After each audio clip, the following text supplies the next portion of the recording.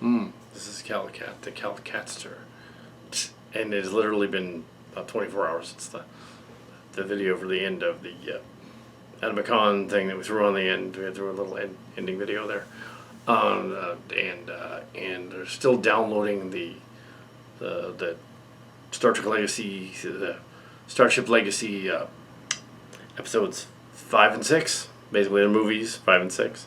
The one dealing with the Borg and the one dealing with the planet far out.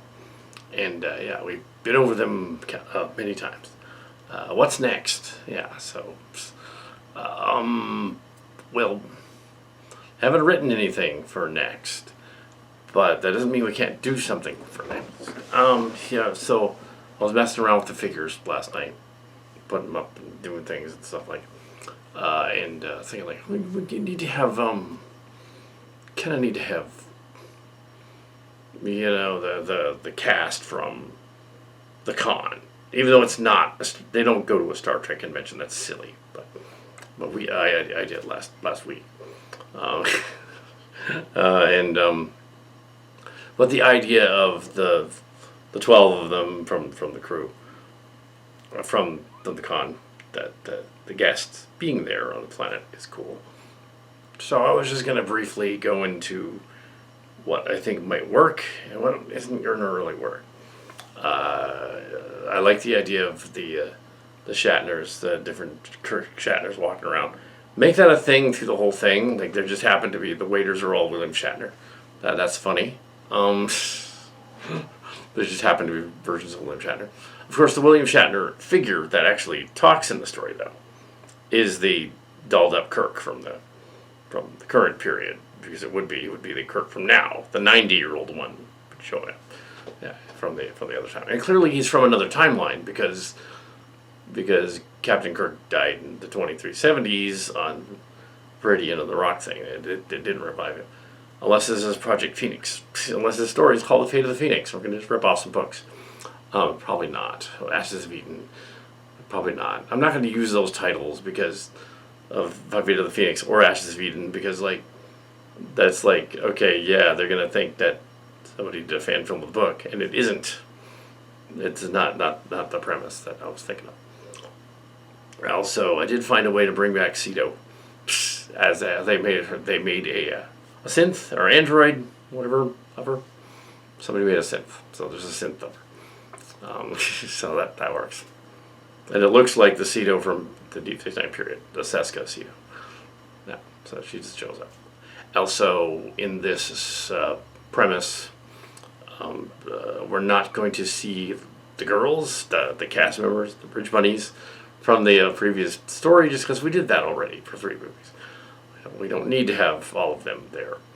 And although that gag where Leo encounters the counselor is funny, it would be confusing. So probably not doing that. But we would be against Scott Boyce. Abby's emojis showing up, and he'd be all for that showing up. So he won't be here. It'll just be Kal Kat doing the voice, but it's possible. But maybe not in this one though, because this one is not about the other C3 people who are similar to the fictional adventures, but they're more based on real people. So you have to be careful what you actually do, like the girls, the Bridge Bunnies. Be careful with those, because they're kind of based on people, and they might not approve. Even if it's totally on board, they might not. So also, Kestra's not in this one at all. She's out somewhere else, because we wanted to keep it to be just the crew doing their mission. There's enough people. How do we explain how Jadzia Dax could meet Ezri Dax? Well, it's obviously Jadzia from a different timeline or something. That somebody has, it's a different one. Yeah, made a copy of her. Cardassians probably did it on that weird Cardassian planet. So they can tie into the earlier Legacy stories. So there's just 2 of them. They just happen to be alive. The older one that we're going to meet in the story is and I haven't written it yet. I'm just going to wing it because there isn't time, and at the end of the whole thing, it's going to be like, well, he winged it. But yeah, kind of have to. Once the convention is completely a non-thing and it's passed already, and then they're re-releasing the convention. The full convention movie is now finished, and that's going to go up tomorrow.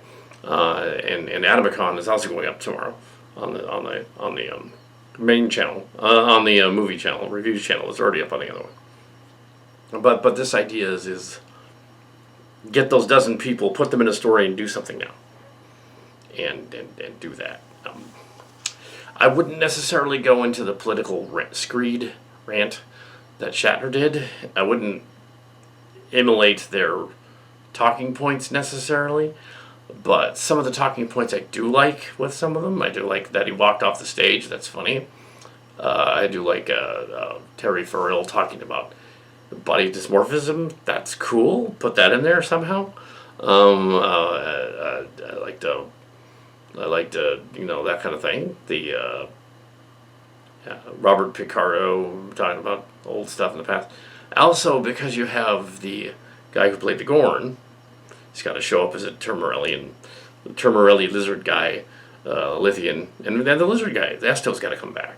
So yeah, Esto's got to come back. So we introduced him because he's funny.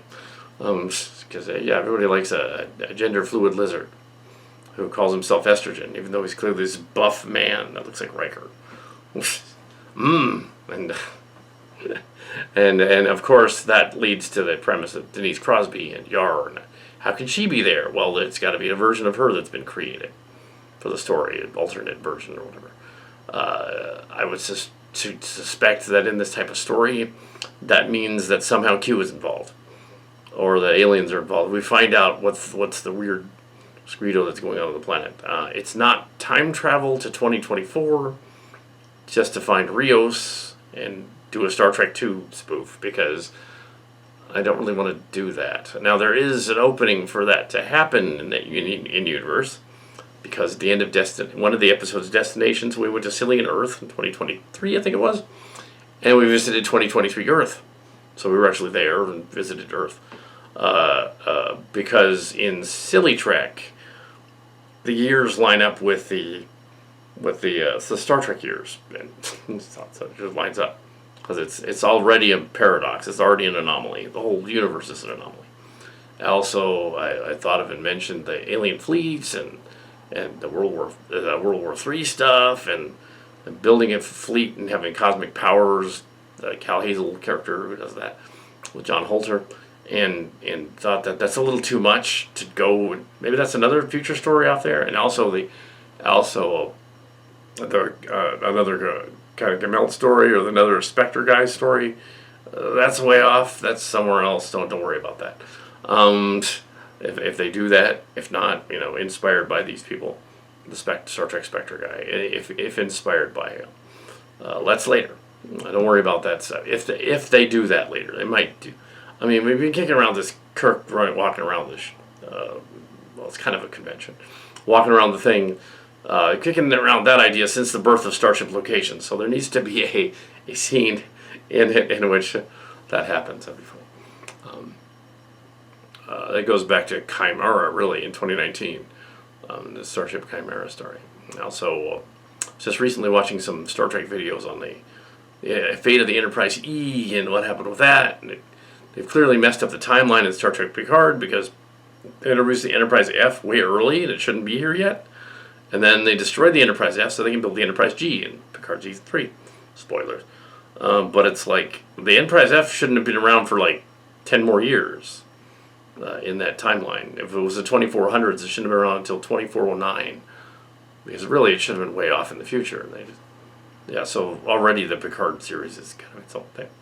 I think it's funny, having reviewed those two stories, the Picard LaForge one and the Semester's one, that you kind of we kind of hinted the idea that that's because Star Trek Picard is a separate timeline from the Prime timeline, and it's actually Picard LaForge, but without LaForge until he comes back. That's funny. Okay, so there's a lot of timelines messed up, and also overpowering LaForge is funny. I wrote the commentary things on the going on the thing, going. It'll be So this is making of the next episode. Basically, we don't even know what it's called yet. We're just making of the next episode. Where no one dared go before. How about that? This is the final frontier. The search for plot. Sort of a summer special, summer annual, like DC used to do, since Scott's boys, let's call him, is over there at DC. Instead of Marvel, this is kind of a Marvel Disney thing, even though it isn't. We were more Marvel Disney than that one, and Paramount and Skydance than that one. But sure, we went over to DC for not really, but yeah, yeah, we're clearly not involved in any major studio, so note that.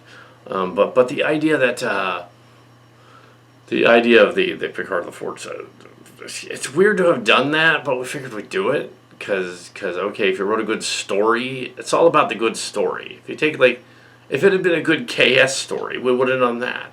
But no, Picard LaForge, it's an interesting idea. And we can kind of fit in there the backstory of Beckett Mariner. Sure, we went for it, and it worked. Apparently, Beckett Mariner served on the Enterprise. Her family was on the Enterprise D in this timeline, and that's how she knew of Wesley and the others. And they went to the Academy. Just never saw her on the screen, and but yeah, that makes sense. That's what would happen. And she witnessed the beginning of the timeline going weird with the PL, because she saw Picard LaForge, because she saw this lascivious character before he was lascivious, when he was Sam Clark Picard, and he comes in and he is in love with LaForge, and when they go to the planet Far Out, they find out LaForge is from Far Out, so her universe is slightly the PL universe, slightly. It's very close, and over in the Far Out planet, very close. It's very similar parallel universe. It's only a little changed, only a little deviant, a little more sinful. And they find out how similar they are, which is scary. And the juxtaposition was fun. And so in this one, you don't need to overthink that. In this next one, it's just different. So I was kind of thinking, walking over to the coffee place, probably what it is also that instance where Riker Q temporarily gives Riker powers, and then he denies them and doesn't want to use them. He gives them to Lucky Clerk Picard in this one, and LaForge instead of Riker. And they go, oh, we're superpowered now. And they just decide to be superpowered. So from then on, they're superpowered. And then in their timeline, instead of becoming Locutus of Borg, he becomes Lascivious of Borg. And LaForge becomes the Cutius of Borg. As in cutie. Yes, the cuteness of Borg, yes. So they have the two, yeah, they become, by 2266, they're already an item. So that's really messing with Beckett Mariner's head in the story. And, yeah, and then the timeline diverges, and there's presumably their version of the Legacy and Beckett Mariner flying around too. But we don't know them. This is from the other one. They come from the Legacy timeline.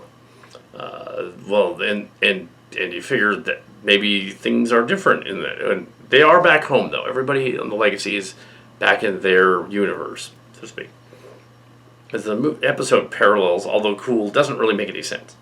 If you could literally dimension hop like a Q when you're not a Q, like Worf did in the episode, it doesn't make sense. And although the reason for the other stuff being is funny, like the idea that it's not that Cal Hazel saves the universe with his friend John Holter. It's that the Q-powered one does. It's a paradoxical Mobius strip thing. Whereas if Q hadn't gone back in time to visit us at Pine Hill and give us Q powers, then we couldn't have immense the ambition to literally save the world after World War III. And build spaceships, lots of spaceships, a fleet, send them out into space. That was clearly because we were overpowered with Q powers. Used them. Yeah. We didn't want to we couldn't save the destruction of our universe, with Loom or whatever, but we could save the fleet and send it into the multiverse. Which is very Marvel. A little bit of DC in there, but very Marvel. Scott's boys and I yesterday, we met, and and we were discussing mainly DC stuff. Mother boxes, Pandora boxes, that type of thing. other stuff. And he's not doing this episode or anything. I didn't mention the episode. We mentioned mainly DC and Marvel differences and similarities, like the Eternals and Justice League and all that. So it wasn't involving this, but there's that possibility that there's other things going on. His mother has dementia, similar to how my mother had dementia and passed away. So there's other stuff, and there's not need to involve the boys as yet. Although that's funny. There's the action figure. Yeah, the pitch bending your voice to make it sound like her is funny, but it doesn't really work because you totally sound like a dude. But that's fine if that's a joke. Then okay, go for it. But yeah, I wanted to concentrate on just your sort of Seven Samurais, Dirty Dozen type of characters from the classic Next Generation period in Deep Space Nine, and one from Voyager, the Doctor, visiting the some kind of, well, it's not a Star Trek convention because that would be surreal. It'd be like the actors are in GalaxyCon. We don't want to do that. We're not paying homage to GalaxyCon. It's not that. It's more like a rant cast where they're trapped on Cillian Earth and they're doing stuff. But it's probably more or less, it's probably cute. But it's probably more or less that kind of thing. I'm thinking it's more of a fun episode that, like the Valentine's Day episode in many ways, from a while back. Don't think too deeply about it. It's just the way it is. Left in February of 2023, was it? Yeah. But yeah, the 2024.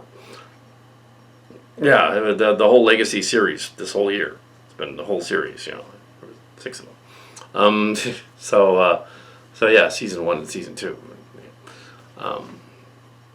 Yeah, this is before Halloween. It's not even September yet. But I don't know if there's a Halloween episode or not. Probably not. It says if there's anything coming in around Halloween time, it's probably a Transformers one. But I'd like to do this one. Come up with a bunch of skits, ideas. No rehearsals necessary. Goofy stuff. Yeah, but if you flub lines, just say them again. You want to do that, but yeah, don't overthink it. Don't take too much time on it. Just keep going and put it all together, and we'll see if we have about 90 minutes usable footage that way. Can use it for something. Although the counselor bit with the Leo Star would be funny. You might want to use that. You could probably figure out a way to use that.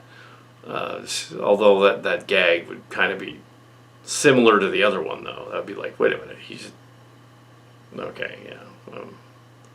It's funny, it's the mom instead of the daughter. That's not that funny. Yeah. I mean, after that, he can't do anything. He would be his machismo is completely turned off at that point. No, don't do that. Also, the part where the travelers come to visit Wessie and make him join them, and he wasn't even at the signing table the entire time. I went over there a couple times. He wasn't there. Will Wheaton during the convention. I don't want to make Will Wheaton disappear from this story as Wessie, and I want him to be in the story a lot. I want him to be in there. So, as he was at the talking part of the panel. I don't know what his fan fictions are about. He has his own. He likes the shipping stuff. Thanks to this. And back in the day, in Ready Room, first season, he commented on the Traveler fan fiction. Because he thought of it himself. It wasn't just me. He was all like, oh yeah, I understand that some fans out there think that I was in love with the Traveler. And, it's canon. And he just kept going from there. My character was in love with the Traveler. Honestly. Not me, the character. See, that's what he said. And not at the convention, but earlier. So it's funny. But yes. So we have... there's a number of other things that are unrelated where some other YouTubers that famously appeared. We're not doing that again, or this one or the other one. I don't think the gender Jessie Nurse appears again in this one necessarily. We don't need to be in this one. Maybe in a later one. That's fine. And we don't need to have the cameos by the Semester's people or the Nostalgia chick or whatever, or even Jane Foster and the others. We'll have one or two Semester's people show up, but they won't be our main ones because Foster and Hollybrook have gone off to presumably have kids or something. Or whatever's going on with her. She could be making that up again. It could be a double trick, knowing that character. So I've known that character since the 90s. That particular character. She's probably making up both. She probably got together with Tendi and them afterward and said, "Oh, let's tell Hollybrook there's a baby." And they're like, "There isn't one. We're just kidding. There wasn't a tumor either. We were just messing with William Hollybrook because we're like that." Like, yeah, she that, yeah, there's no baby. Also because the evil Q version of Mark's Holter appeared. Now it's gone. It's just gone. Yeah, over 50. Kind of spoofing and we don't need to use that one because we're kind of spoofing the Dr. Crusher having the Ed Speleers character of Jack Crusher at like 60 something. So that's kind of funny. Because his timeline doesn't match up either at all. Because Ed Speleers really, really looks like he's 34. He really looks his age. And he's supposed to be 22. Yeah, he really looks 34. He unlike some of the younger actors, could get away with that. This guy really does look 34. But in this one, yeah, so Ed Speleers, who played Jack Crusher, and also Evan Evangario, I hope I'm saying that name right, who played the sort of legalist kind of guy, the Romulan legalist guy. He's in there, but he's going to be played by Spock figure, and the other guy's going to be played by either a Riker or a variant, because he's kind of, I think he's a variant of something. He's probably not Riker. He's probably a variant of because he couldn't be a Data, could he? Make him a variant of Wesley. Make him one of the other Wessians. Make him the Black Wessian. That'll work. Make that the black suit Wessian. That's actually Ed Speleers. Oh, and have him explain somewhere, because he's kind of in love with the mother lady. They kind of hinted at in this story how it was going to go in this one, even though we didn't know this one. So they joked about it at the convention, and mind you, these 2 episodes we just finished were in production and filmed. Well, mostly before the convention, and then a little bit afterward was the second half of part 2. But the script was written before the convention, so all of the jokes in there about the upcoming convention are entirely guesses. And there's a thing in there where at the convention where the Speleers and Gates McFadden were joking that they were an item, and then later on there was a joke about Michael Dorn having. And somebody, Mert Spiner was joking with him, and that it wasn't true. He just misinterpreted what he was saying. He said, "No, this wasn't a thing." But the idea that the sort of the dynamic, the sort of chemistry of the Crusher and Jack Crusher would be funny to address in this story, and it's kind of implied with the others, the Piedmonts and the others. So you don't need the Piedmonts and the others in this story, because you already kind of went there with McKinley's and the others in the other episode. So that these characters would take on those traits, and you'd have that going on. We have a scene where Jack Crusher and Wesley Crusher have a thing walking along, or something. Which just go all out, just bizarre. Maybe there could be moments where for 10 minutes 2 of the main characters are just discussing the nature of Star Trek or something, and having one of them just tell him, please shut up. Something. Do something like that. Yeah, so it's pretty easy. We've done a bunch of these. We can do this. So I'm just going to screw around with the camera for get some footage. That's what I'm going to do. And, come back. Come back. Okay, well, we can end it right here. Commentary right here then. So we have just downloading a movie. There's nothing else to do in the set. downstairs. He's not into this. If it was a Transformers one, he might be interested in that. But, yeah, but maybe not. Because I say, well, no, I don't want my voice in it at all. And at the end of that. But yeah, so yeah, it's not that any of the voice cast left. It's that they're just not here. So, making of, I decided to go to the William Shatner stuff first. You can disperse throughout. I don't think when they're in the convention, it says that they're, and that's what it is. That it matters. The order doesn't matter. They're just searching for stuff. So this can be the next scene. Yeah, it's like, why not? And here, yeah. So let's do this. I'm not sure how much of this is so far, but yeah, I'm just doing kind of silly versions of kind of the convention that happened, but I'm sort of changing the dialogue so it's more like silly. Although it was funny, there were moments that were funny. There was the pizza moment happened. He ran off to the bathroom. That kind of happened. It implied that was what was going on. That's why he had to leave the stage quickly. I don't know if he really stank up the second floor. Also, Shatner. Also, the pizza thing happened. They brought Denise Crosby a pizza, and the body dysmorphism thing happened. The Wesley getting trounced. He didn't mention Kirk in the thing though. He didn't mention Shatner.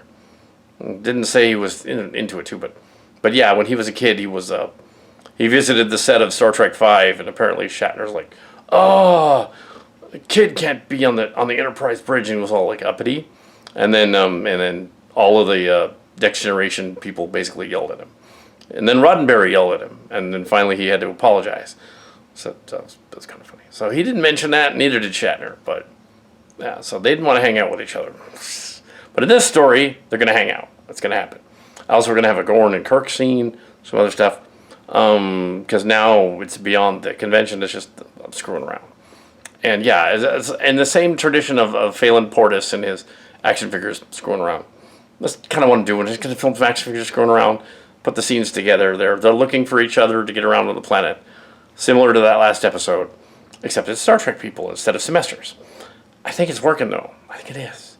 It doesn't matter if there's no script, because it's kind of like the Atomicon where I asked the characters questions, except it kind of expanded it to be a sketch, a long extended sketch where they're just walking around being goofy, mentioning their show in a sort of pretentious way, and opening with the 20 Shatners in the shot, Kirk's, and having it like, oh, it's that pretentious that this thing is going to reference itself, which we do all the time.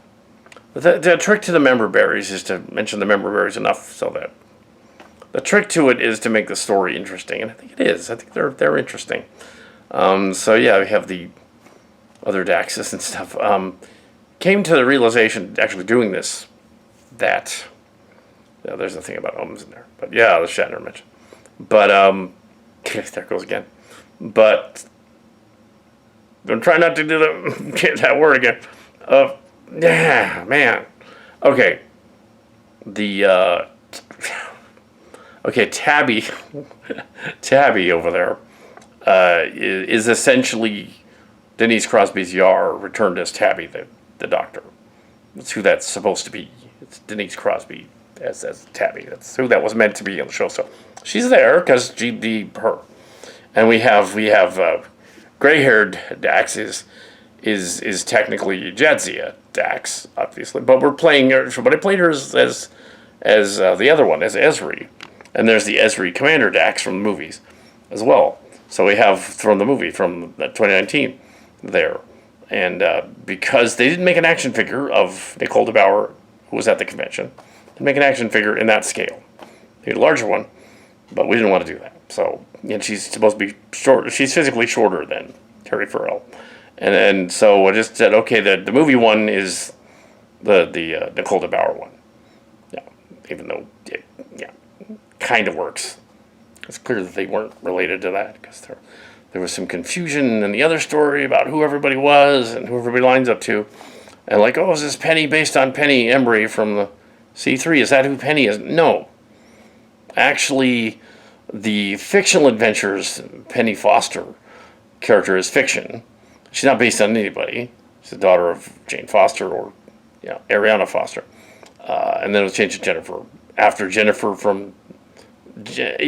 convoluted. After Jennifer from Young Swan or TMS. Different girl. I just named her that. She was more like somebody named... it's even getting more confused than that. Because she was more based on Angel and Natasha and Sabrina and all that. Yeah. So that's a different Penny. Lots of Pennies. Different Penny. There's like 3 Abbeys. Currently, there's 3 Abbeys. There's 2 that are of age, that are in the 20s. There's 1 that is not. Not in her 20s. She will not be in it. No. But yes. Oh, so there's all these other people around her. In common names. There were like originally 3 Sarahs in the Chimera 2019. So it's been there were a bunch of them. One of them was a niece. The other 2 were other people. There was an Alex in the cast. It's Phil in the cast. Phil just turned 24.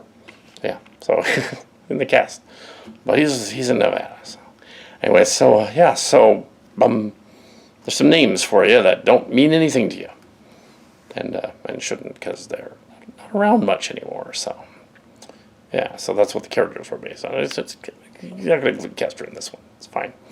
But the other one, yeah, fine. Why not? Yeah. So it threw it off that Ezri and Jadzia's characters are in this because why not? And sure, but one of them has kids. I think the other one does too. So it could be her. It could be actually. It could be actually her. It could be actually Jadzia's kid, and not Ezri's kid in the story. If you really wanted to mess with it, but it's a different timeline because she does not marry Nick Locarno in real life. No. Nick Locarno has nothing to do with Deep Space Nine in real life. This is a timeline where it's a shipping idea and they get together and have a kid. So it's a shipping thing. Yeah, they didn't. Yeah, and even now, even going back to Nicole DeBauer, who in one timeline at least, and according to that other goofy What We Left Behind thing, which she liked that What We Left Behind thing. But probably not the premise of Nog dying. That she didn't like, but she did because that doesn't make sense. Because later on he becomes heroic and famous. But she did like the idea that she marries Bashir, which if that's what she liked, fine. But I wouldn't have done that. I would have had Bashir marry Kira because Bashir married Kira in the real actors. But because Odo never made sense. Anyway, so all these names are getting thrown out, and they don't mean much except that, these are loosely based on some other people and not on anyone underage. So there's the deal. Behind the scenes, continuing later with more of this goofy thing. Maybe I will assemble the pieces of this so far and see how long it is. Okay, the Gorn scene goes immediately after the other stuff. From this day, that's the very immediate after. And, all that stuff about who the Dax's daughter is in the making of, it's not necessary at all. Cut it out. Doesn't matter. No, doesn't matter who that is. So you won't see it here. I'll just say it didn't matter. It's gone. Well, anyway, it's okay. So making of is day 2 of filming the sort of the summer special. It doesn't technically... It could count as an episode of the Legacy show. It's not just the Adam McCon like last year. So it's not just that. It's not just they're having a meeting. There's a story going on. And I decided to go with the one of the story ideas I had, and I'm going to film it.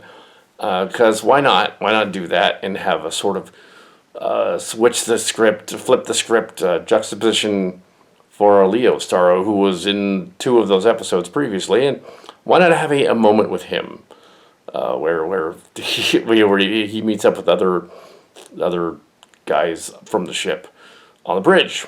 He shows up on the bridge during the shore leave thing. And yeah, I thought if you write the episode funny, it'll be fun. Also, and some of the behind the scenes stuff. And I thought of some other moments that would be amusing in the story, because they're the characters. They're not the real people. This is kind of this like juxtaposition. Oh, they're gonna be like somebody's somehow gonna be offended if they see their character spoofed. No, they're not, because they're not gonna know. Yeah, so it's not a riff on somebody. So don't worry about it. So, yeah, it's not really them. So if they did manage to get watch the video later on and go like, oh, that reminds me of me, I'll say, well, it's not you. So don't worry about it. Yeah, so here we go. Let's do this. All right, brief making of. I found a way to throw in Jesse Woods and Scott Boys into the story.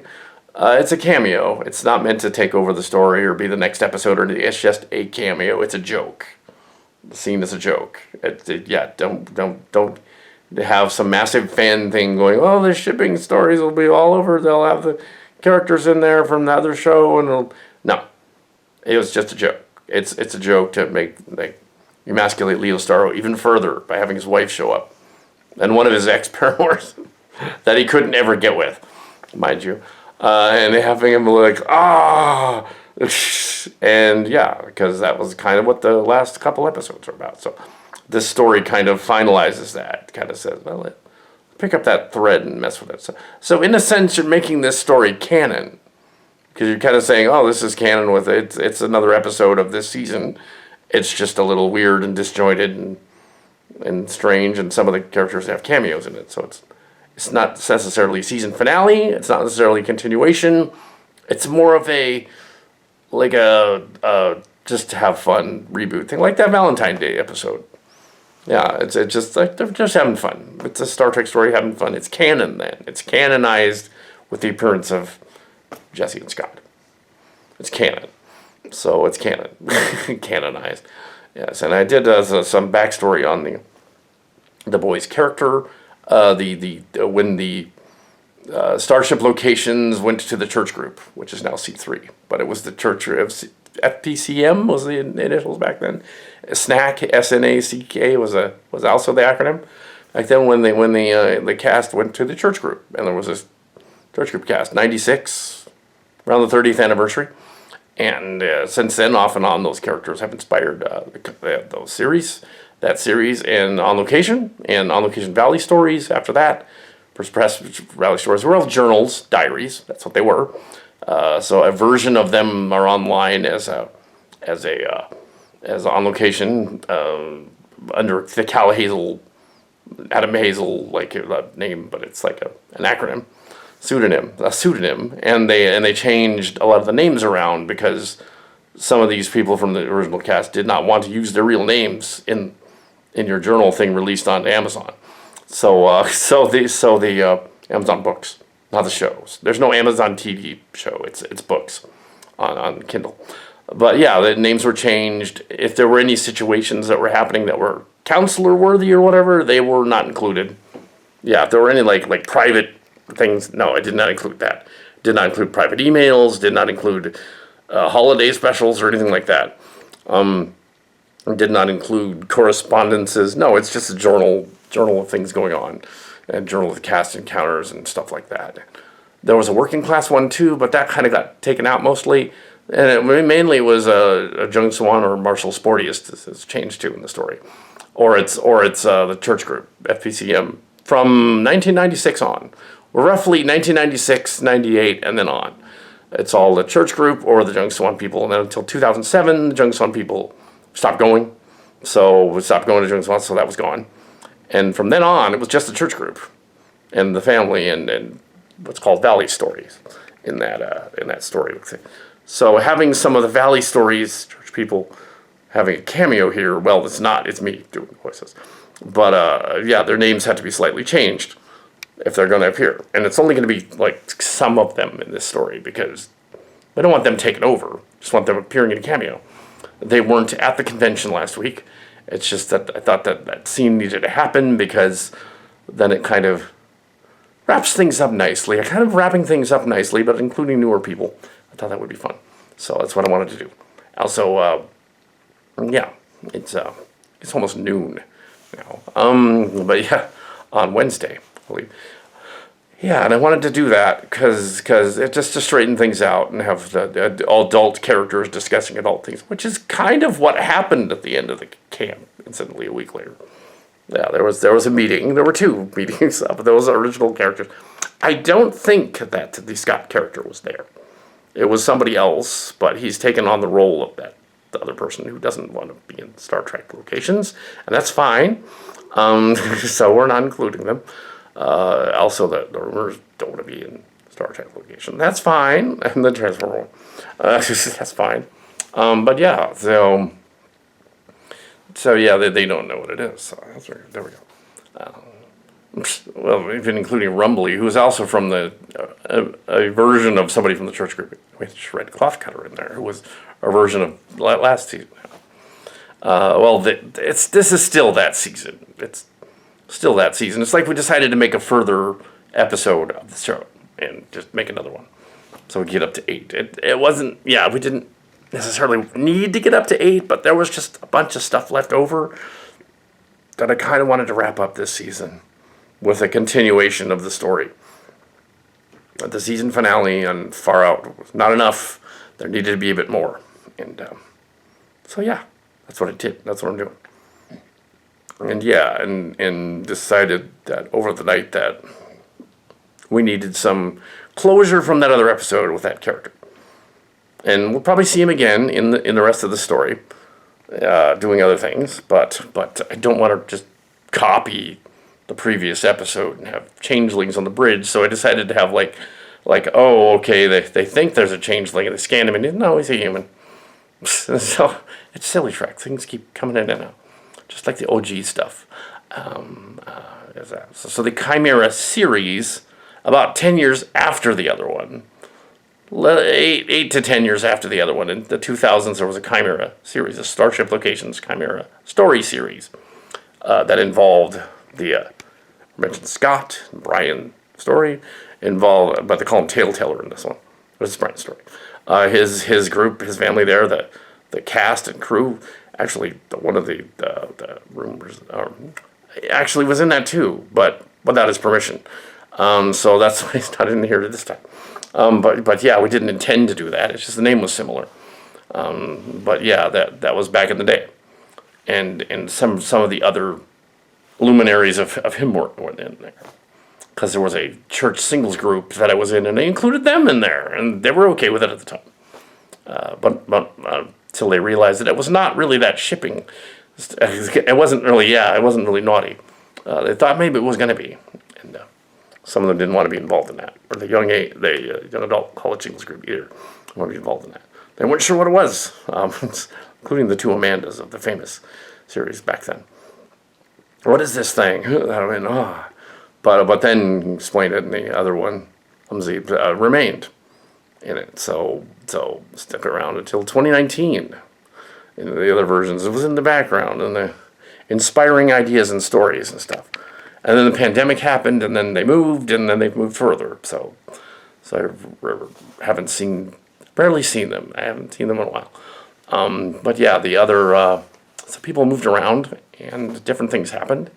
And that other group, that church group cast, Valley Stories group cast, I always call it like a sitcom, like a storybook, but it was just journals, story journals, written up until the present, and story journals, like diaries. It's not the younger person. Yeah, it's not. That joke about, was it Jodie Follett or something? If that character is an anagram of somebody from Barstool Sportist, Jodie Swan, and she is in her early 30s now, so I think she's of age. So that's fine. That's perfectly fine. She approved of her inclusion in the earlier versions, but not anymore. I don't think she's not around. She moved. So not anymore. So we can't really include that character. That's why we can't include that character. And there's two Pennies. There's a real one, and there's the other one that isn't related as well. And that person is in their 30s as well. So that's fine. The other younger one is in her 20s. But neither of them are really involved, so that's why there's no Penny. It's no big mystery.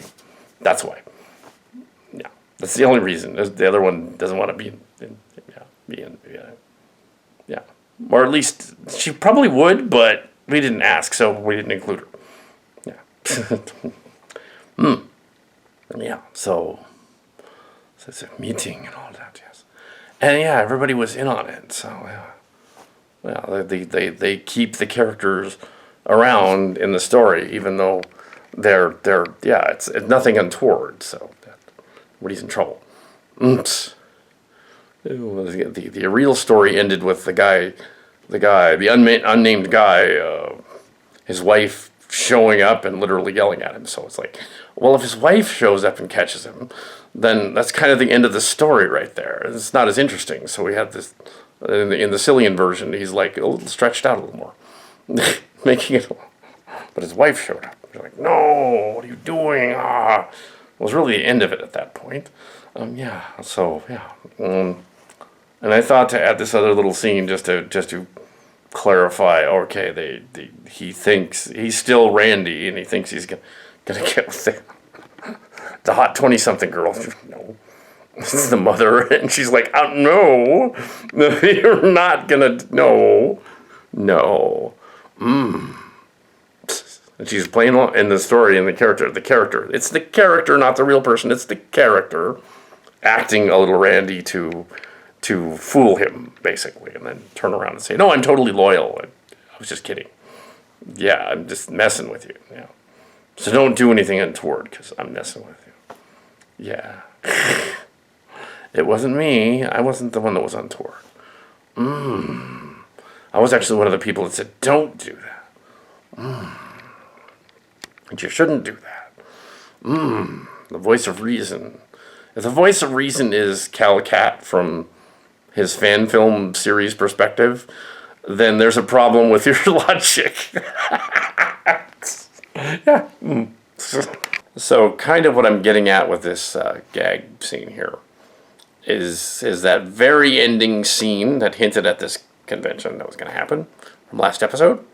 Well, it was on the holodeck at the convention, so that, and then it's still playing in the background during the thing, and then they're like, oh, by the way, that was a program that Hollywood and them conjured, so to mess with them. That's could have been the evil John Holter, though. He could have done that. He could have been behind it. It doesn't say, but maybe he is. But it's typical of, if they had holodecks on an Andover Saga series, that's kind of what they're doing when they retcon their own stories.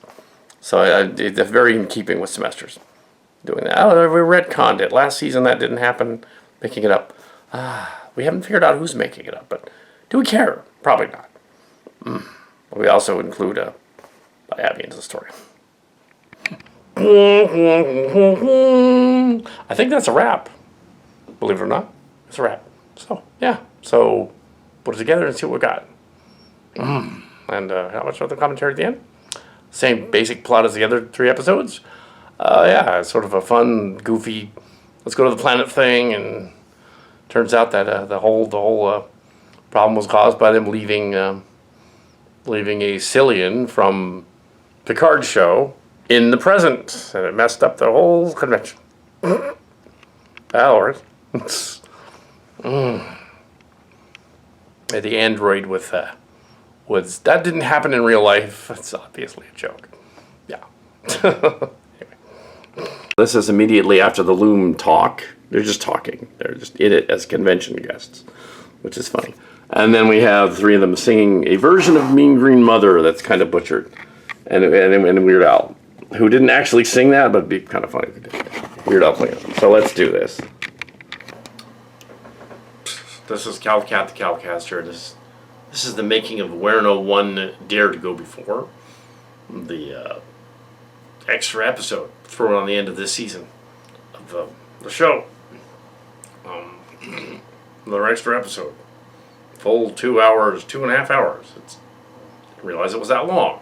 Alright, so there were some changes from the script. It really isn't a script. It's allegedly directed by Penny Dillark, who is a made-up character. it's probably MC Kim, who was also sort of a made-up character, who was Jane Piedmont, who was Silly Kelly. It's very complicated. Anyway, so yeah, it has that definite touch to it. It's as if a trans girl anime person wrote this anime fan person as a sort of a shipping story of our main characters get trapped in a Star Trek convention, and then the space virus gets them yet again. I think next season, no space viruses that make people weird, because you've done that already. Next season, you've done the viruses thing. It's fun, but no, you've done it. Don't do it next week. There were some changes to the story. Some scenes were edited down, not for content necessarily, but because they didn't work, because they were too long. They were not scenes that were. It was still long. It was still a long story. It's a summer end of the summer special, dealing with the convention. The convention is never named because it was GalaxyCon. We'll name it here on the making of. And of course they didn't. Yeah, they weren't physically there. I mean, I was there, but I did not interact with the Star Trek people as I did in the convention here as a robot. I didn't do that. So this is not an AI thing, by the way. It's completely, there's no AI generated anything in there. Just as a joke, I played the robot in the story. Just, there's no AI stuff. Also, as a joke, the android robot, the robot version of Data or Spiner, Brent Spiner was there, and Denise Crosby was there. So there should have been a scene where they reenact the Yar and Data scene, because everybody likes the Yar and Data scene. They didn't do that, so I did. Also, they reenact a scene from Picard LaForge, which nobody knows about except for those that have read Picard LaForge. And they reenact it, so you get to see it. You get to see a scene where they do Suddenly Esto, and the Denise Crosby character, the Yar character, and Esto character. I'm assuming that Esto is being played by the animator Dimaggio guy, if that was at the convention. He's just dressed as a lizard, because that'd be kind of funny. He'd do that. He's Bender. It isn't. It's not him. Just saying that's kind of who it kind of was emulating. There's a hilarious scene that Weird Al was there, and he would like the Weird Al scene in which the two Loom are visiting the convention, and they're talking to each other, and then they talk to him in Loom speak, like rah, rah, rah, rah, rah, rah. Really, that's very funny. That scene is very funny. Suddenly Esto was hilarious. That's very funny too. The Klingons talking about being Klingons because Steve Shives of the internet is annoyed by Klingons. That's funny. The facsimile of Jessie Gender from the internet and her fiance making out, stolen from. Well, it's not actually footage of it. It's a reenactment of the action figures doing it. It's funny. Also, the reveal at the end that she's the other Dax daughter is funny. Not the younger Dax daughter, not Bauer's daughter, but Terry Farrell's daughter, who was in her 20s. So that makes sense. Yeah, not to Bauer's daughter. She's not in her 20s. It's the other one. But yeah, you have yeah, it's not really her. She's not related in any way to Gender's fiance. We wanted to trick the audience of not being able to identify who they are. So yeah, so that's why we even said the Gender character is from Florida, when in fact the actual Gender character is from somewhere else, up north, Washington. But you're never going to figure it out. There's the jokes about the thing behind the scenes. The idea of having the Abby Woods character's mother, Jessie Woods, so another Jessie, and having her fool Leo Starro, who's got a twin brother apparently from. It's really just another dimensional guy. It's not really his brother. It's his doppelganger. And he shows up and he takes the blame for the other guy, going up there and acting like an idiot. So he can take the blame because Mrs. Leo Starro shows up. We also have Scott Boys. That Boyd does sound like Boyd. It's supposed to be him, but it's a Scotty action figure playing him. well, not really, of facsimile emoji boys, who was in her 20s. None of them gave permission, although Scott did. So, as long as nothing happens to emoji in the story. She doesn't do any kissing, right? No, she doesn't. She doesn't get infected with it. Yeah, nothing happens with her. As for the other one, no, she does. That was Abby. There's two Abbies in the story. They're adults in the story. They one of them shags a robot, but they don't show it. It's just off camera, and then gets in trouble for it. And then Leo Starro shows up and goes, "Well, why'd you sleep with him and not with me?" And they keep telling him, "No, it's because you're old. You're 15 years older than this other guys. Why would you want? Yeah, come on. Besides, he's married. The robot's not married. So he's single." One thing that was going back to that camp story. One thing was different, but all the other dudes in the cast, and the red team and other team, there was only one single guy there. It was me. I was the single guy. No, nothing happened. Nothing happened for real. It was all a joke. Laughing our ass off, writing the scene. It's completely fiction. Nothing happened. That would be weird. I'm not one of those Hollywood types that runs off with the young spring chickens. So, not at all. Although they made that joke. They made that joke with Michael Dorn. He told the story about the baby that he held, and Brent Spiner was all like, I was at the convention. Thought it was his girlfriend. So that does happen in Hollywood. Hollywood actors in the 50s and 60s going, "Oh, I want somebody 20 to hang out." They'll just do it because you. But yeah, so that's Hollywood though. Hollywood's weird that way. So besides, I think the characters that were based on Leo and the other guy were Leo and the girl were too similar. They're not opposites, so it wouldn't work anyway. Even if she wasn't old enough. Also, he's married. That too doesn't work. The character that it's based on, but very loosely based on. It's kind of messed up that you have James Doohan's character, Scotty character, playing a misogynistic jerkwad guy, but story. And he just acknowledges it. And it kind of almost seems like a Little Shop of Horrors parody, in that at least 2 songs from it are in there, but are part of Mean Green Mother from Outer Space, and all of Suddenly Seymour done as a parody. I'm not sure why, but it doesn't become a musical. Mark's Cards yesterday doesn't become a musical, just has some songs in it. It doesn't necessarily need them, but they are funny. So. Oh, and to have a facsimile of Weird Al as a Klingon is hilarious because he was at the convention. He doesn't know. And to have him say, like, no, it's Kal Kat and these other people acknowledging Kal Kat, making these parodies of my songs. It was never, the raunchy parodies, they're not him. Other people were making them, turning Eat It into something dirty or whatever. It wasn't him. But yeah, it's also interesting that Little Shop of Horrors, the musical version, movie version, which is a musical, is Tim Rice and Alan Menken. It's actually the guys that later went on to make The Little Mermaid and then start the Silver Age of Disney. Not the Golden Age. The Golden Age was the 40s. Silver Age of Disney in the 80s. So they went on to do that. Kal Kat parodied almost all the songs from all the movies. Little Mermaid, Aladdin, Lion King, Beauty and the Beast. Then when it got to like Hunchback of Notre Dame, that wasn't as good. There were song parodies to that, but it wasn't as good because it's hard to spoof that movie. Tarzan was impossible to spoof, and one of the songs ended up being done on South Park exactly the way Kal Kat did that particular song.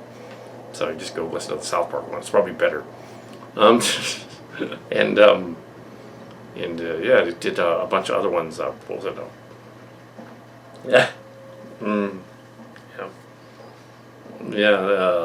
Mulan had 2 songs, Reflection and the other one. I'll Make a Man Out of You, of course. That song is homoerotic anyway. It's already there. So all you have to do is change a few words, and it's Hercules never had any song parodies done of it. Although one of the songs in Hercules is actually cribbed from a Christian rock song. They just took the Go the Distance song. They just changed the words from Go to Jesus to Go the Distance. Literally, that's what they did. That song is a ripoff. As much so as One Direction doing You Don't Know You're Beautiful to the tune of Grease, Summer Lovin'. Yeah. Same tune. Same thing with the other one. So anyway, so in this one you have show tune stuff, kind of stuff.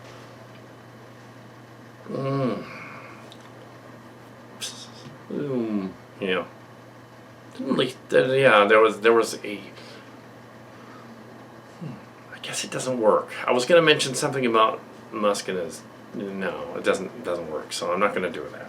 It doesn't work. So yeah, I don't need to have an explanation about that.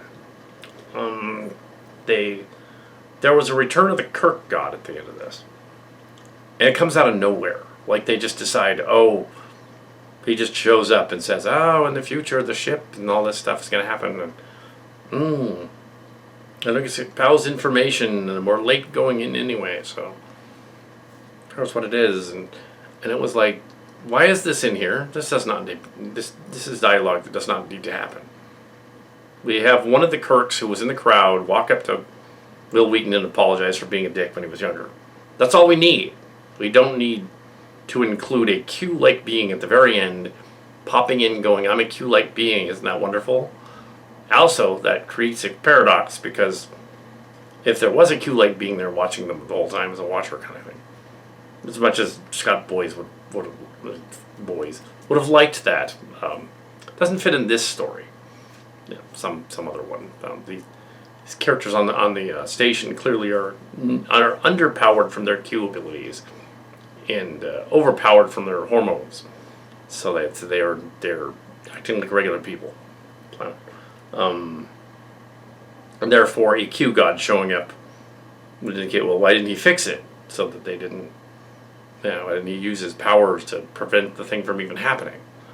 Also throwing in Cristobal Rios was funny in Star Trek Picard Season 2. But I felt that I had to explain that a little bit, because a lot of people haven't seen Star Trek Picard Season 2. Can you imagine the people that are fans of this obviously shipping series? They are aware of it, so they will get the joke. So one of the characters says, oh, it's Cristobal Rios from Star Trek Picard, Mission 2, 2024, he infected them all. There, that's all you need. A long exposition, he's in there he is. Oh, we have to take you back. Even though in a previous story they said they already got him. Apparently they didn't, they got his double. That won't come up later. Yeah, so there was nothing odd about that.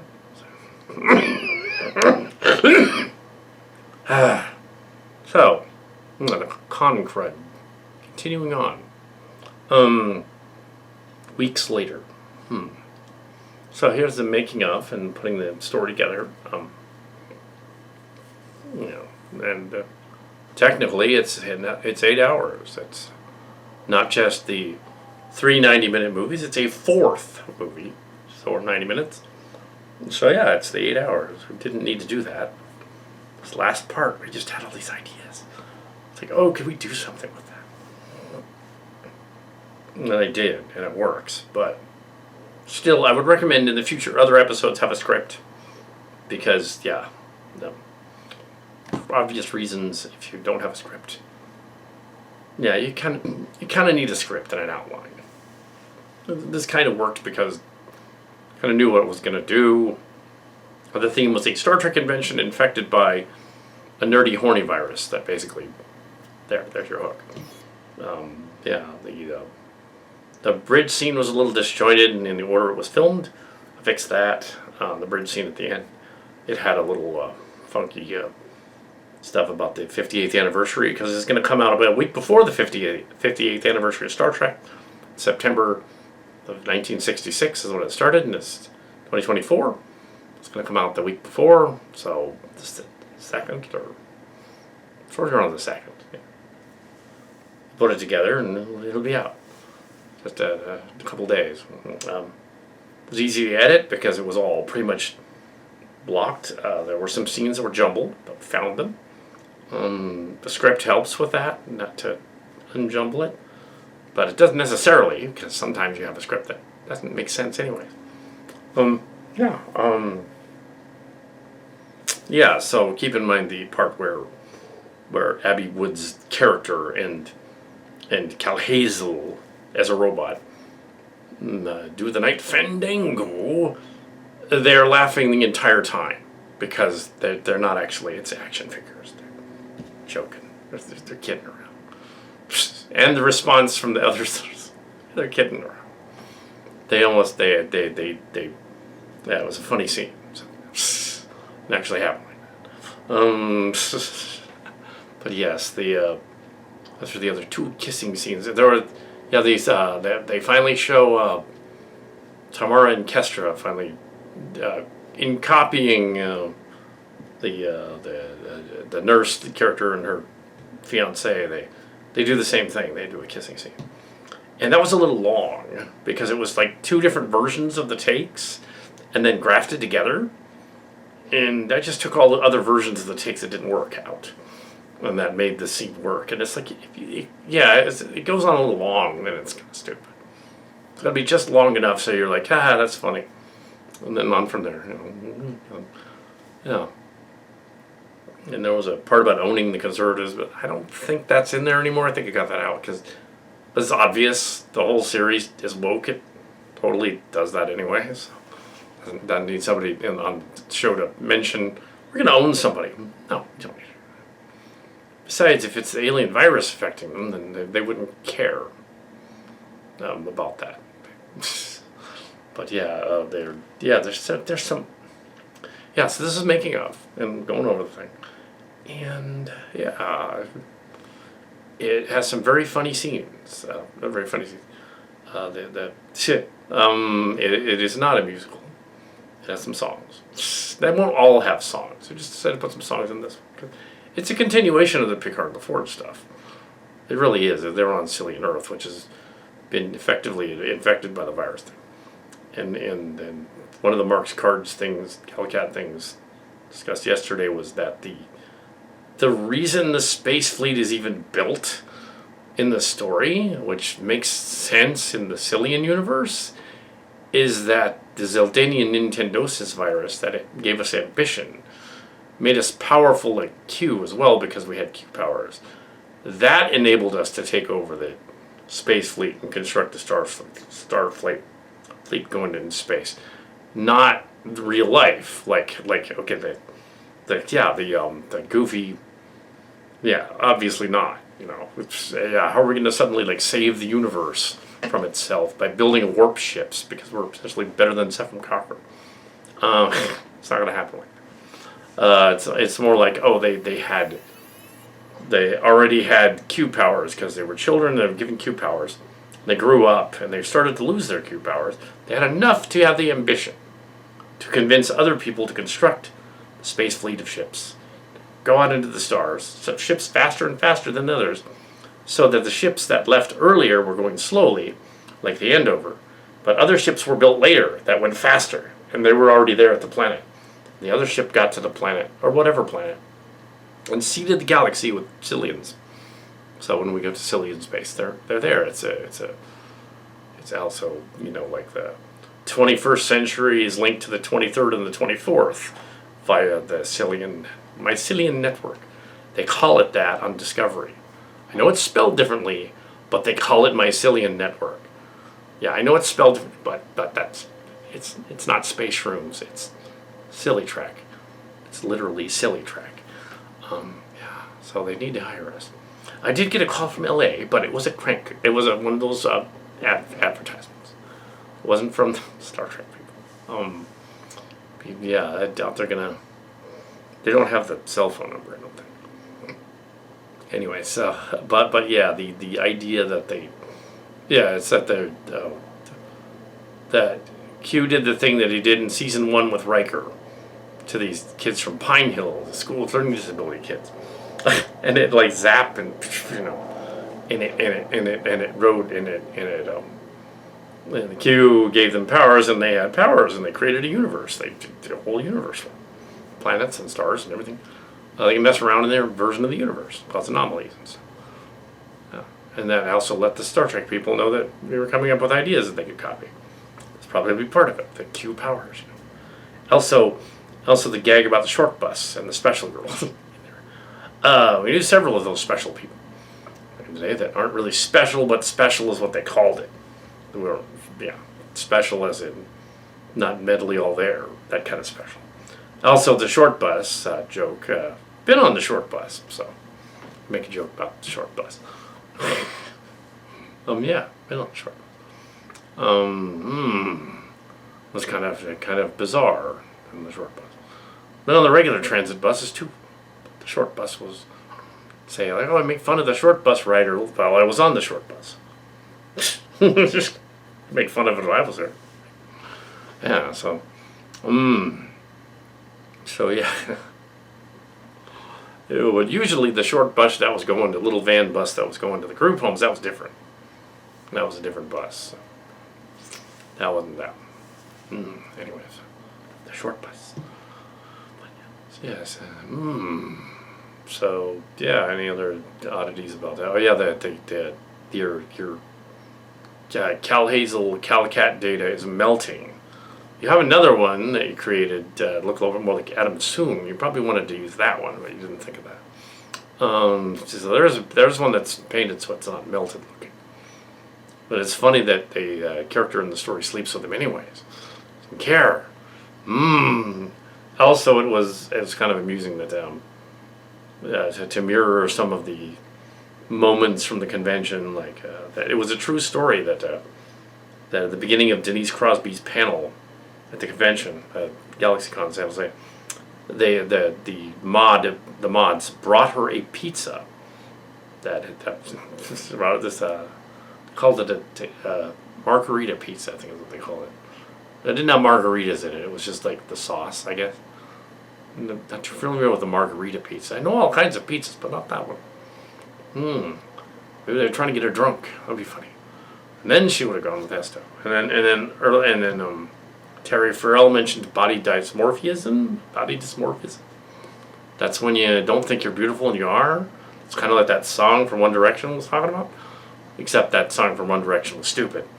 In the song version of that is like, no, she just doesn't want to be around these creepy guys that are following her around the beach in the song. That's what it is. And also they were acting so very, very fruity that I don't think they'd be interested in her anyways. They'd be all like, oh, we're a bunch of hot young studs on the beach. We're not here for the girls, for each other. Yes, I also like the part where we have 25 Kirks in the background. That's really funny. We've been wanting to do that for since 2019. 25 Kirks in the background. Originally, the Kirk God scene in Starship Chimera was going to be a bunch of Kirks all talking to the audience. They were all going to fuse into one guy and then talk like Indiana Jones in that Indiana Jones movie. But then we decided, no, let's not do that. Just one guy, one Kirk, it's fine. So one of them is in that scene. And this one, they're all there. And this one, Shatner's bathroom-destroying explosion. Yeah, today's the day. Sort of. That isn't what really happened. What really happened is that Shatner at the end of the thing, everyone else was doing the selfie thing. All the other stars did a selfie thing, even Robert Picardo. Of course, Robert Picardo did. Yeah, the Doctor. Yeah. Shatner walks off the stage. Well, we're going to do the thing with the selfie. And he's like, oh, no, I'm not. And he scooched off the stage. Walked away. So this story, they made up the elaborate idea like, oh, what really happened is he had to go real bad. He rushed out to take it down. It's not. He just wanted to leave. Yeah, he was done. Wasn't as nearly on fire as it was in 2017, but then again, that was 6 years ago. So, yeah. 93 though, still as sharp as a tack. And even though on Boston Legal he played Lee gives Alzheimer's. But yeah, As he's clearly not. He doesn't have that. Shatner is clearly his incredible ego is beyond reproach. Yeah, so nobody ends up doing anything untoward in the story. All of the action figure necking is simulated, and all the characters doing the simulation are laughing immediately afterward that was completely silly. So, yeah, it was not nearly as faux controversial as the other making of stories were, even though they really weren't. I looked back at those other two stories where the other one was supposedly controversial. It isn't really, because it's very, very tame. I watched the episode of, like, is this really PG-13? Because it kind of isn't. It's kind of PG. And there's some PG-13 elements in it, and it's got like a creepy guy, but that's the plot of any after-school special nowadays. Any kind of, well, maybe not an after-school special, maybe a MTV special or something. That would be on an episode of Catfish or something. It'd totally be in there. It'd be something goofy like that. It would be on an episode of whatever the current Catfish is actually not that current. Some reality TV show would have CW type of thing. It'd have, oh, there's a creepy guy who's hanging out with us. Yeah, we don't like that creepy guy. Yeah, it's like, that's not unusual at all. It's like, yeah, there's nothing happened. Anyways, yeah, so and we didn't name any names, so it's not controversial. If we didn't name any names, the situations are completely different. It's on a spaceship traveling the galaxy, meeting the Borg, and it's the juxtaposition is that the Picard and the Forge, they're kind of like KS books, Kirk Spock books, but for Picard and the Forge. The shipping stories are, and Will Wheaton writes them too. He admitted he wrote shipping stories. I haven't seen any of them, but except for one, where he does in fact admit the Traveler were into each other. But as a character, not in real life. He's not into that in real life. No, I think he's married and he has kids, so he's not into that. But the character Wesley would totally be into that.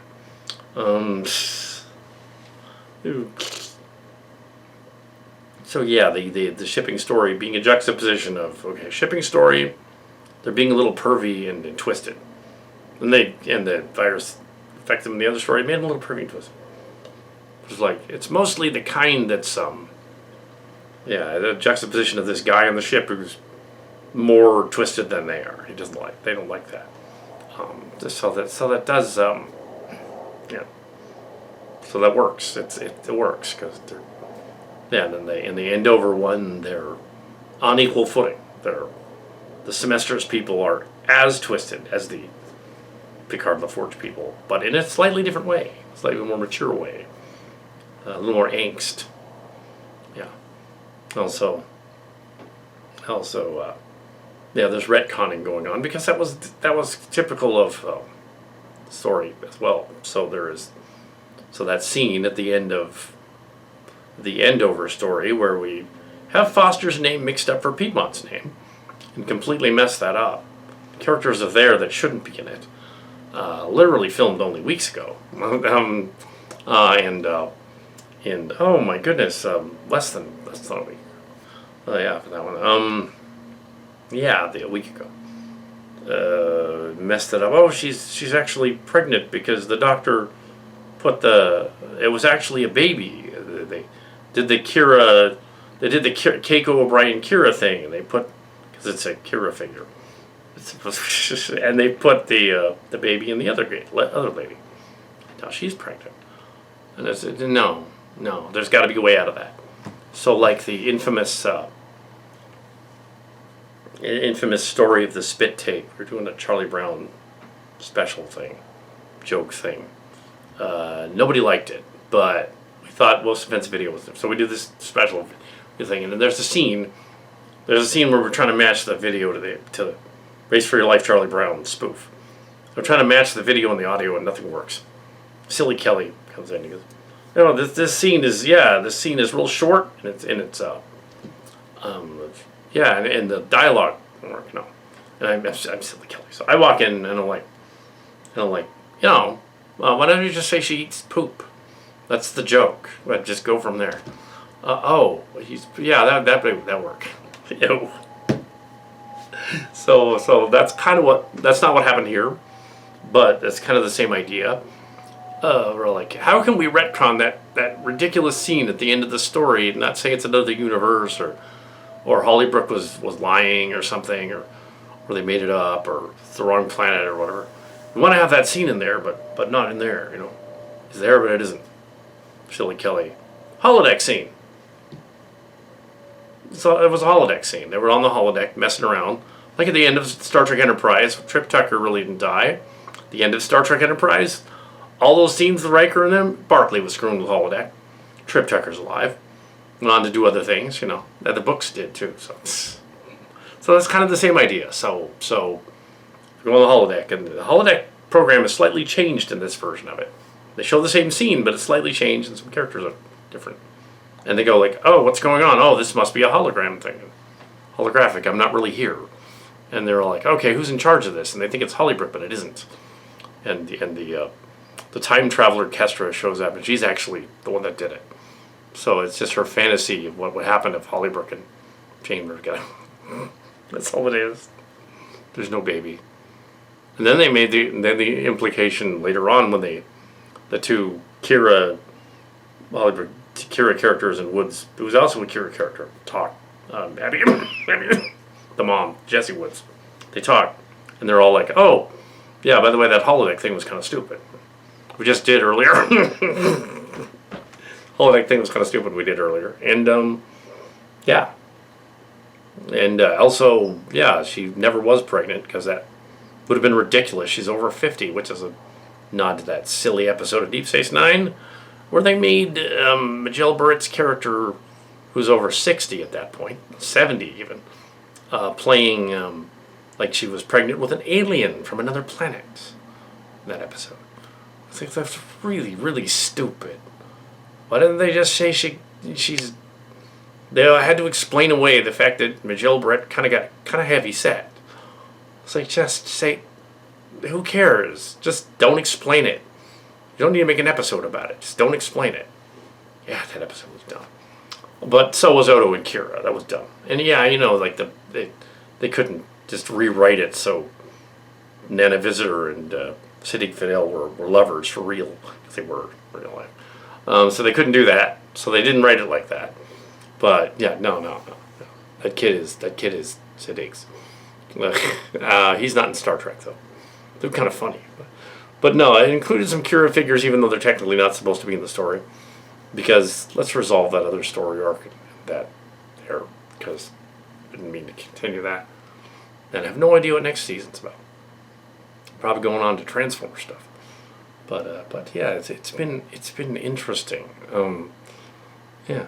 So as we get to the end of this, I watched the other two episodes, and they were certainly different. Yeah. So they were fun. They were a lot of fun. They weren't nearly the darker middle chapter was not nearly as dark and creepy as it appeared to be. When you watch it, you're not aware of. You can watch it kind of from the perspective of somebody that wasn't there during the writing of it and doesn't know what it's loosely based on, and exaggerate it all to get up to begin with, because it really didn't happen like that. It didn't happen like that at all.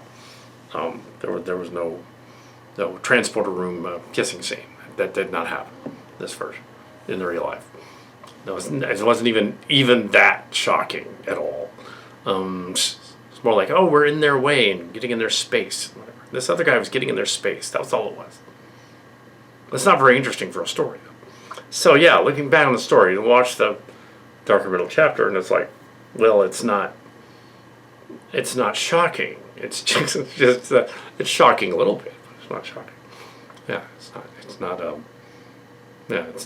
bad thing. So yeah, it wasn't. The Endover one was a little more shocking in some ways. That one was. In this one, a little more, but only in a good way. Yeah, they play fast and loose with the tenets of is it a good idea to have action figures make out? But unlike when Drawn Together teased that particular thing in their pilot, we're not going that far, but because they're action figures. But yeah, I think that's kind of done to death at this point too. It's like somebody wrote a slash fiction story of our stuff, put it up here and said like, oh, we should have Tam and Kestra make out at some point. Ha ha, that'd be funny. It's like, okay, I'm gonna do that, and then someone else won't want to do that. Get it out of the system. And also, you're gonna have your puritanical sort of, oh no, you can't have gender ladies doing that, you know. Yeah, it doesn't matter. It's the future. They probably all do that. No, that's no big deal. If it becomes no big deal, then they're desensitized to it. They're not shocked when the nurse lady kisses her girlfriend. They're just, oh, they're kissing over there. Yeah, that's cool. I guess you can add this to the making of, if you want to, of the where no one dared go before. I was going over the final edit pass, watching the film, the finished film, and as I usually watch the finished film to correct things. The first hour needed a lot of work, mainly because editing and director marks and camera moves were left in. Mainly it was that. The whole story is a little long. It was 2 hours and 16 minutes. Well, a lot long, actually. I'm not sure why it was that much. Also, there were some scenes that were not necessary. Now it's 2 hours and 8 minutes long, I think. Is it 2 hours and 8 minutes? 2 hours and 6 minutes. So I managed to crib out about 7 minutes of footage. That did not work. There were some repeated lines. There were some edit marks. Yeah, there were scenes that did not work. Notes included, we're not doing a full-on spoof of Little Shop of Horrors. We do not need Mean Green Mother from Outer Space in there. It's kind of funny, but it's not that funny. So that's almost, I think that's completely gone. The plants show up, and then we cut to the plants show up later. So they do their blah, blah, blah, blah. That's funnier than the other thing. So I said, don't do Mean Green Mother. That's just, no. Don't do any of the other, and although the sexist song is still in there, because it's kind of funny, it's only part of it. No, it's not the whole thing. It's a dentist, part of the dentist song. Yeah, we're not doing Little Shop of Horrors. Suddenly Esto is fine, because you got Denise Crosby's character Yar. You got it's not actually Denise Crosby. It's obviously Jane Piedmont, I think, is playing her. So you got Jane Piedmont playing her, and you've got Esto, and he's in there. It's a fruity guy playing Esto, and he is. I don't think it's Morton Roadkill. I think it's actually a fruity guy playing him. It sounds like him. That's who it is. And they're back and forth when they're singing Suddenly Esto. That's fine, because it was kind of in the other movies. So it's fine. We're not going to make it a habit of having a song and dance number in each one of these anyway. And it was a little long, so that Suddenly Esto is still in there. The scene on the bridge, the extended scene on the bridge where we're introduced to Jessie Woods, the mother of Abby Woods' character, and Scott's boys. They go on about their whole backstories. Several different stories they had for a good 3.5-4 minutes. That's mainly what got cut out, most of that. Yeah, the boys' story about Scott's story about playing basketball in the Warp Core, that's fine. Only the ending part of the Jessie character talking about how they called her husband a pimp when they didn't mean it. Always the end of that. Not the beginning, not the whole explanation for why that was called that, and he wasn't really a pimp. That's what they said back then in that time period. Didn't mean that at that point. That didn't need to be in there, except for the part where Leo Starro kind of brings it up and wants to know why And it's actually the brother of Leo Starro. It's not Leo Starro, it's his twin that's gone up to the ship to take the blame for everything that he's going to do. And the brother is clearly not the same character. It's clearly played as a different character. So even though it's a similar guy, he's playing it differently. Which is, you can totally tell he's the imposter. And the other guy thinks the Locarno is the imposter. So yeah, this imposter thing is going on. There's not so much shapeshifters in this, though. It's just that. And we didn't need that extra part at all. It would be too close to the actual characters the characters are based on. Nobody was a pimp. It was an expression from the 2000s for yet another person it's loosely based on. And it's not supposed to be, back in the 2000s, late 90s, early 2000s, that term became sort of the kind of like a Casanova. Like a guy who gets all the girls. Yeah, that's all of it. Didn't mean a guy who gets hookers, even though it originally did. Guy who gets hookers, and now it means guy who gets hookers again. So it doesn't mean that. But that's not necessary in the story. It doesn't add anything any more than Mean Green Mother being thrown in there in the beginning with two of the Klingons. Like why is that in there either? Well, I doubt there'd be any reason to use this character as the counselor on the ship at this point either, because why would she? Yeah, she's not a young like millennial counselor lady. She's just a little younger than me. So yeah, they wouldn't have her as a temporary for very long. It'd just be for that one mission. This mission, she wouldn't be around. Also, it appears Leo Starro's wife is a B'Elanna Torres figure, but it's not supposed to be B'Elanna Torres. It's Mrs. Leo Starro. She's Karen Leo Starro, I guess. But yeah, and clearly the character is also a spoof of a Jung Swan guy, which is kind of funny because it's obviously not. More so than he's a spoof of one of the Jung Swan guys. Or TM Marshall Sportiest, I guess is what we call them now, to avoid copyright problems. But yeah, there were just some gonks in there, and I'd like to go back and fix them. And I did, and it flows a lot better. Because the second half, which I edited today, is superior to the first half. It doesn't have repeats and all that stuff. I don't know what happened with the first half, but had some issues. They had lines where characters were repeating the same joke as the other characters were repeating. They'd be like, "Oh, the guy ate the food. He had a bowel problem." And the next guy would pop in and say, "Oh, he ate the food. He had a bowel problem." Why would they both say that? That makes no sense.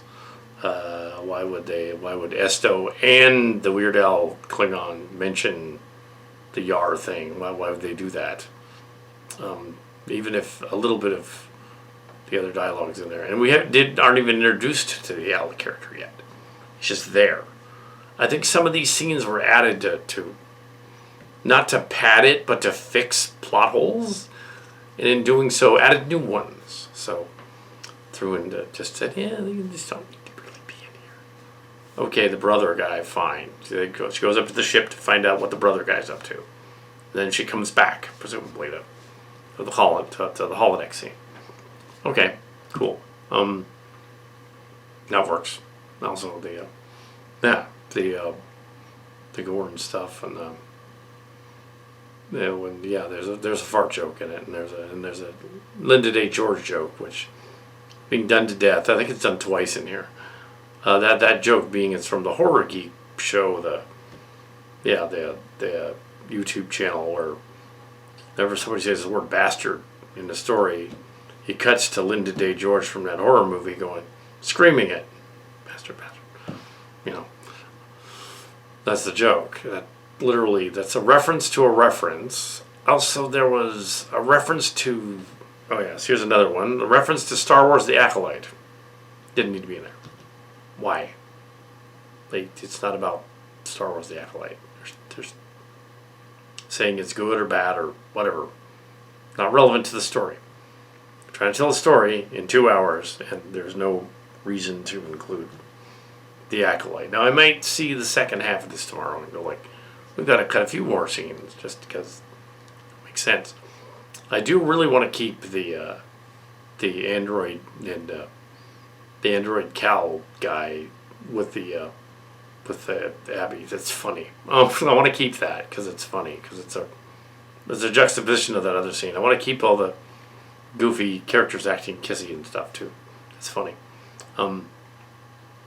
Because clearly they don't mean it. And they're all just acting weird. Yeah, and they regret it afterwards. So yeah. There was some other stuff too. People mentioning, there was, and it was mentioned in the commentary when I watched the making of commentary going over the story, going like there was mentioned in the commentary and it was cut out of some of the making of for the film for this finale. Well, I guess it's sort of a finale it's an after party finale. It's sort of a continuation of stuff from this season, wrapping things up. Struck the sets, so they're not doing any more for a while. They're doing something else. I'm not sure what that something else will be yet. So yeah, this is it. We did an extra movie, full extra feature without a script. Probably needed a script. You kind of need an outline of the script to know where you're going. You kind of do, because then you can figure out where things go. You don't want to just introduce new characters. Been over this before. Just for the sake of saying there's new characters in here. It's kind of a sloppy writing thing. It's kind of like you're saying, well, our main characters can't accomplish this mission, so we're going to get these other characters to come in and do it. It's like, well, why can't your main characters accomplish the mission? Well, maybe they're not written well enough. Maybe they don't have enough backstory well enough. We had that problem with Tam and Kestra in the stories. Same problem that they had with an actual television show called Star Trek Discovery, where they could not do anything with Gray and Tal. They just could not figure out what to do with Adira and Gray. They had written themselves into a corner with those two characters. They said, oh, they're supposed to be gender fluid, but they're pretending like they're boyfriend and girlfriend. Why would they do that? Let's have them break up in the final season and have him stay on the planet. Like, that's your ending? Really? That's kind of lame.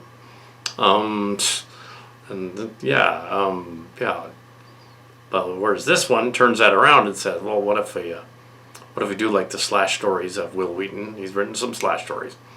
And what if we have what everybody suspects is going to happen in the story?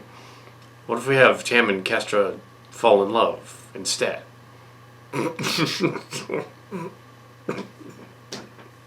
Yeah. I could say it's the virus.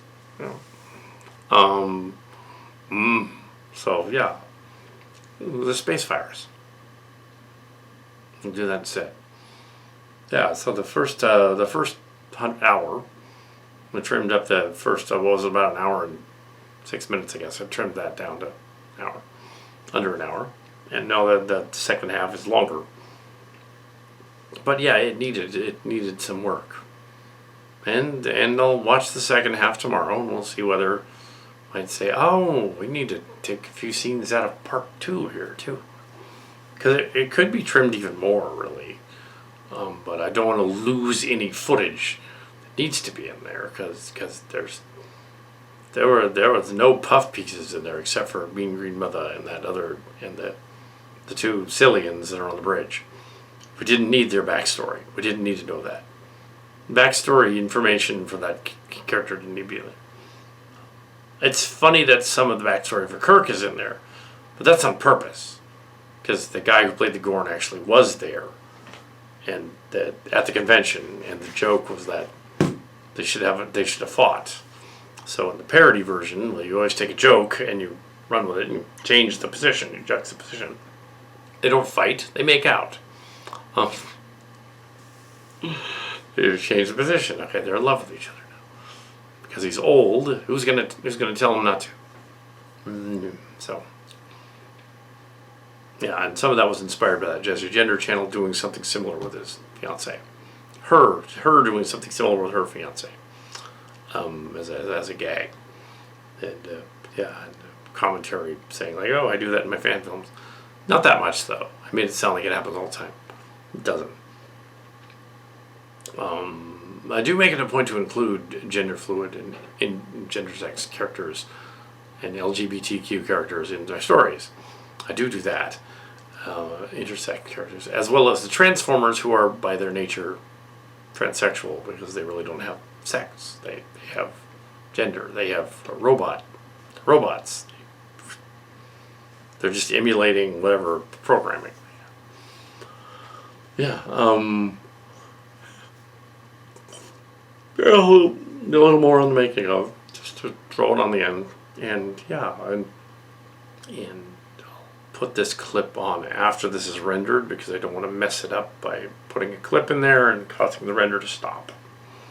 It probably would stop, but there were some issues with that, and I don't know whether we'll see boys and woods again in the stories or not. They haven't been written out or anything, but I imagine Scotty action figure playing him is funny, but and the other one, we'll see what's it's about. He's not tall enough to be Riker. He's about the same height as me, I guess, maybe a little shorter. And it doesn't make sense. I think he might be heavier than me, but I'm sure. Not sure. I think so. Maybe about the same height. Yeah, so it doesn't matter though. The gag was, it's just the bridge scene and the other one. And, you don't want to make it a musical, just that one song. It's fine.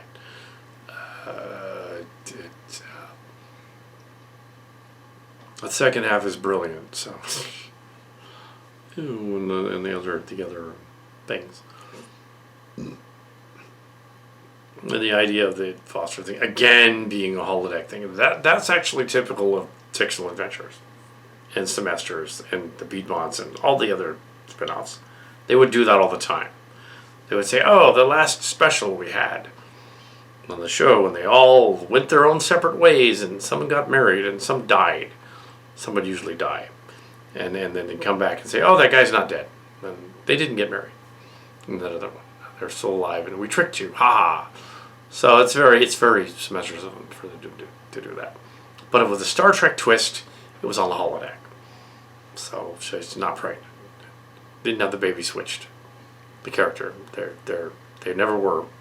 They're on the holodeck, and apparently it's it's a nod to Picard season 2, which is a weird thing to do because Picard season 2 was the one that were to go to 2024, which is now. They filmed it 2 years ago, and they did some really screwy time warpy things in it, like Adam Soong's only daughter, who was supposed to be an ancestor of Noni and Soong. Wesley takes her to be a traveler. Why would he do that? Because then, is she not the ancestor of? It's got to be her. It's the ancestor of they said the Khan thing in there too, and that was dumb. But it's like it's got to be the ancestor that leads eventually to Data's creator being born. She can't be taken away. She's got to come back so she can be the Data's creator.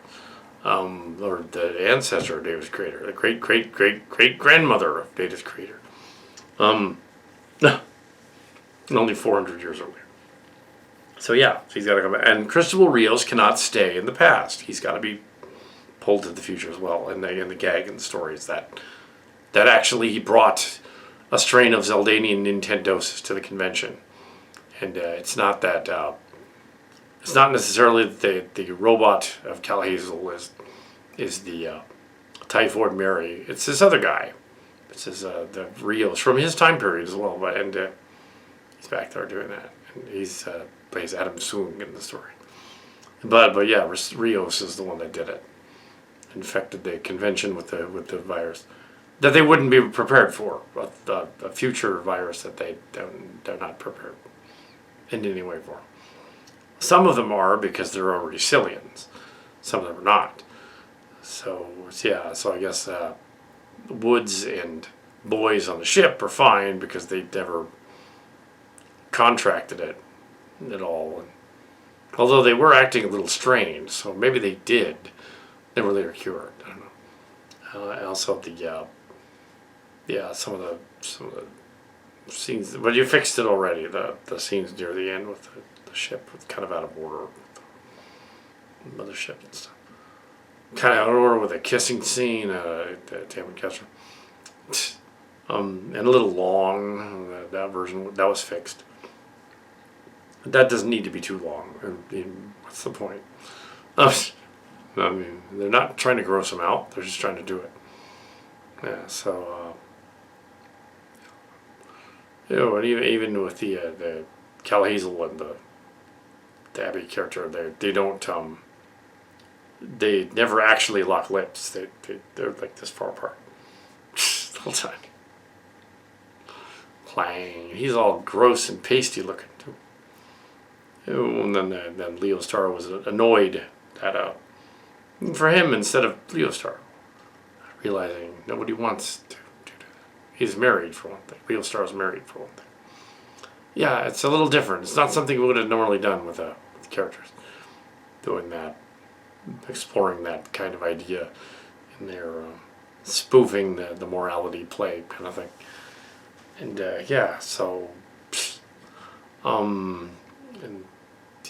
this one clearly turns that on its head and says, everybody on the station is horny. And they're going nuts. Anyway, so that's the corrections. Corrections. The corrections of the people. I'll have to take the corrections out of there. Oh, come on.